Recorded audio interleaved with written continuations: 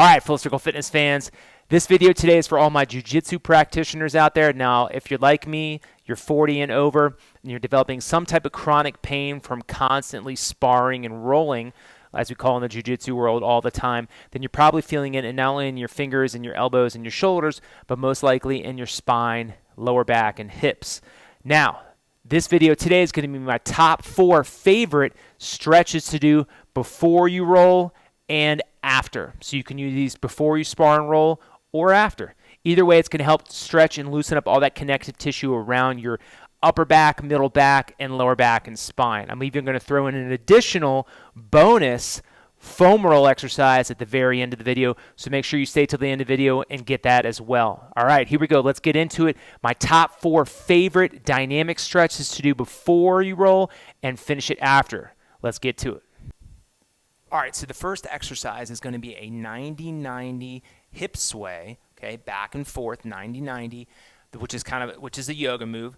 So you're going to start in this 90-degree position, and what I want to do is I want to show you a bonus. So you're transitioning from the 90-90, which is great for loosening up your hip joints.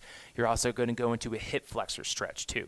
So in this position, I'll show you from a couple different angles. You're going to have this leg laid in front. Make sure this knee is down 90 degrees. If your knee is up, that's fine. As you get more loosened up doing this exercise, it'll start coming more down to the ground, or work your way up into the next couple weeks. The other leg is, again, 90 degrees, and the knee is on the ground. You might feel like you're leaning a little bit, but use that hand and brace your core to posture up. Now, from this position, it just looks, you can see it easier from here. We're at a 90-90. I'm posturing up, and I'm going to use my heels, and I'm going to dig and move this knee this direction and move that knee this direction. So as I'm moving this knee, it's not just kind of sliding my foot under like this. Okay, so I'm moving my knees kind of in a windshield wiper motion as they go to the other side. And now you'll notice the other leg is where the other leg was. So this is now at 90 degrees in the back. This is now at 90 degrees in the front. Now you can work on not using your hands, using your core, and just going back and forth in this 90-90 hip sway. Great way to loosen up all the connective tissue in your hip joints. Now, you can progress from this after doing this for maybe a minute to go into a hip flexor stretch. So as I go over to one side, right, I'm going to use this front leg to go underneath me, and this back leg is going to come forward. So as I come up, this bottom leg goes under, this top leg goes up. Now I'm in a hip flexor stretch. With the bottom leg, squeeze your glute and push forward, hold for 5 to 10 seconds. That's going to get your hip flexors. Then circle the leg back around to that 90-90 position as this foot comes underneath again, and then you just sit. You're right back in that position. You hip sway to the other side. Again, this leg's going to come forward. This leg comes underneath, and then you go into that hip stretch on the other side. So then, again, holding for 5 to 10 seconds. So you can do this movement for 2 to 3 minutes, swaying to one side. Okay, this leg comes forward, hip flexor stretch, circle back, go into the other side, bring this leg forward, and just holding each one for 5 to 10 seconds at the end, and do that for 2 to 3 minutes. It's a great way to loosen up all of those connective tissues in and around your hips that connect obviously to your quads, connecting into your hips, your iliopsoas. You can even hit your lower back, QLs. It's just a great way to loosen 360 degrees all the way around your hips. Let's get into the next one, which is going to be for internal hip rotation and to stretch those adductors. So I'll show you from this angle. We're in a butterfly stretch. I'm sure you've seen this before. Elbows down. The progression from here, after I hold this for maybe 60 seconds, you're really driving your hips down. Don't walk forward. If you look at me from this angle, don't walk forward. Stay back like this and come down, and then press your hips to the ground. That's the key here, okay? So as I'm in from this position, I'm pushing my hips down, maybe hold it for a minute. After a minute, with my head facing the ground, you're going to take one of your legs and you're going to rotate up, okay? Keeping your foot flexed if you can, driving with your heel, and then come down. Again, you're going to come up, driving the other leg, then come down. So you're internally rotating your hip, and I'll kind of lean to the side so you can see that a little bit. You're pivoting on your knee and internally rotating your hip while you're holding that adductor stretch, right? So you're going back and forth, slowly loosening up your hip joint. And again, do this for 2 to 3 minutes. back and forth. If you feel like you're walking too forward, come back a little bit and get that stretch. Okay? All right, so for the third exercise, it's going to be leg swings with the hip circle, so another combination exercise. You can hold on to the wall if you want, and as you're swinging your leg back and forth, make sure you're focusing on the hamstring stretch at the peak point when you're swinging up, stretching that hamstring, locking that knee, okay? Let it swing nice and easy in that joint.